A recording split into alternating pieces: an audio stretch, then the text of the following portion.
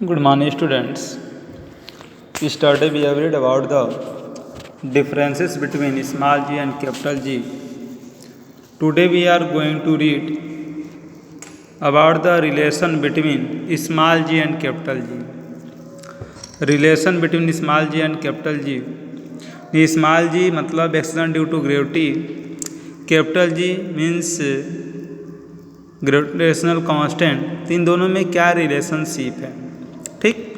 और इसी इक्वेशन से हम लोग ये प्रूफ करेंगे, जैसे पीछे हम बताए थे कि कोई भी दो बॉडी है जब किसी हाइट से गिराते हैं, दोनों का मास भले ही अलग अलग हो, लेकिन जब सेम हाइट से गिराएंगे तो दोनों सेम टाइम पे ही अर्थ पे रीच करती है, पहुंचती है, ठीक। तो उसको भी हम लोग प्रूफ करके दिखाएंगे कि एक्सीलरेशन ड्यू टू ग्रेविटी की जो वैल्यू होता है वह मास ऑफ द ऑब्जेक्ट पर डिपेंड नहीं करता है। यहाँ पे भी हम लोग प्रूफ करके दिखाएंगे।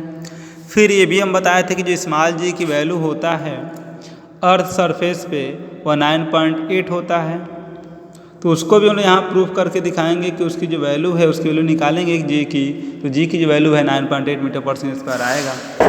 शुरू करते हैं। यहाँ दिया relation between small G and capital G. यदि इसको निकालना है रिलेशन को, तो मानते हैं कि हमारे पास एक स्मॉल बॉडी है जो अर्थ के सरफेस पर रखी गई है।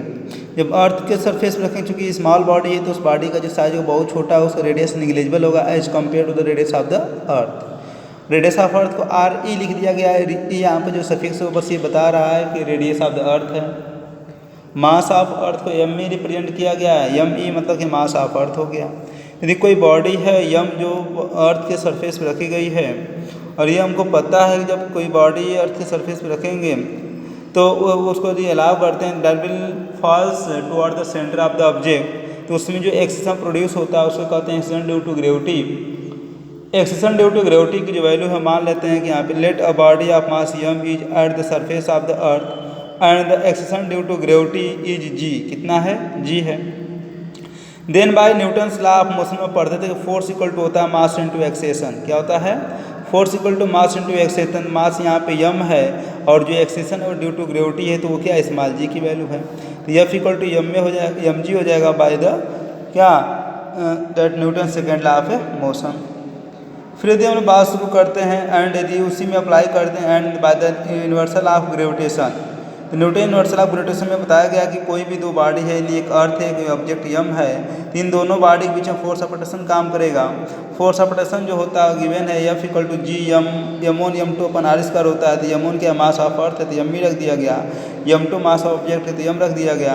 अपन दोनों बॉडी के बीच की डिस्टेंस क्या आर ई है तो आर ई का स्क्वायर हो गया। ये हो गया यूनिवर्सल ऑफ ग्रेविटेशन।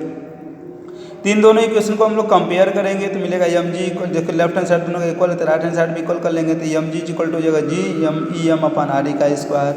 यदि यहाँ से एम कट जाएगा तो स्मॉल जी इक्वल टू आ गया capital G M E upon R E का स्क्वायर। ये हमारा जो आया यही क्या, this is the relation between the small G and capital G, यानी ये स्मॉल जी और कैपिटल जी के बीच का क्या है, रिलेशनशिप है, ठीक। देखो अब उसके बाद हम बात करें, ये जो इक्वेशन है स्मॉल जी का जो एक्सप्रेशन आया, क्या इसमें मास ऑफ द ऑब्जेक्ट कहीं दिखाई दे रहा है? तो एक्सेलरेशन ड्यू टू ग्रेविटी और ये सॉरी ग्रेविटेशन कांस्टेंट है, मास ऑफ अर्थ है, रेडियस ऑफ अर्थ है। क्या इसमें कहीं मास ऑफ ऑब्जेक्ट हमको दिखाई दे रहा है? नहीं दिखाई दे रहा है। मतलब स्मॉल जी की जो वैल्यू होती है मास ऑफ ऑब्जेक्ट पे डिपेंड नहीं करती है। इसका मतलब ये है कि यदि कोई किसी भी मास का दो बॉडी सेम हाइट से हम लोग ड्रॉप्स करते हैं तो अर्थ सरफेस पे सेम टाइम पे क्या होती है, रीच करेगी। ये यहाँ से प्रूफ हो गया। नेक्स्ट पॉइंट शुरू होता है value of small g. Small g की वैल्यू हम लोग कैलकुलेट करेंगे, ठीक। तो ये जानते हैं कि कैपिटल जी की वैल्यू होता है 6.67 10 के power minus 11 newton metre square पर के जी स्क्वायर, और मास ऑफ अर्थ होता है 6 इंटू 10 के पावर 24 के जी, रेडियस ऑफ अर्थ होता है 6.4 10 के पावर 6 मीटर। तो यहाँ निकालेंगे तो एक्सेलरेशन ड्यू टू ग्रेविटी का वैल्यू होगा जी M E upon R E का स्क्वायर। जी के लिए इतना रख दिया, मास ऑफ अर्थ इतना रख लिया गया, रेडियस ऑफ अर्थ का स्क्वायर कर लिए। जब इसको मल्टीप्लाई किए 6.6 का 6 में कितना आ गया 10 के पावर मास 11 है 24, इसमें घटेगा तो 13 बच जाएगा, और 6.4 को 6.4 मल्टीप्लाई करेंगे तो 40.96 होगा, और 10 पावर 6 का स्क्वायर करना 10 पावर 12 हो गया।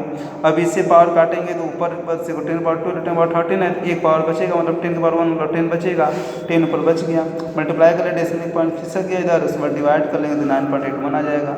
तो ये क्या हमारा स्मॉल जी का, इसको राउंड ऑफ लेंगे तो 9.8 का आएगा। दिस इज द इस वैल्यू ऑफ स्मॉल जी। इस तरीके से इसमें हम लोग 3 टॉपिक कवर किए। एक तो हम लोग ये किए relation between small G and capital ji.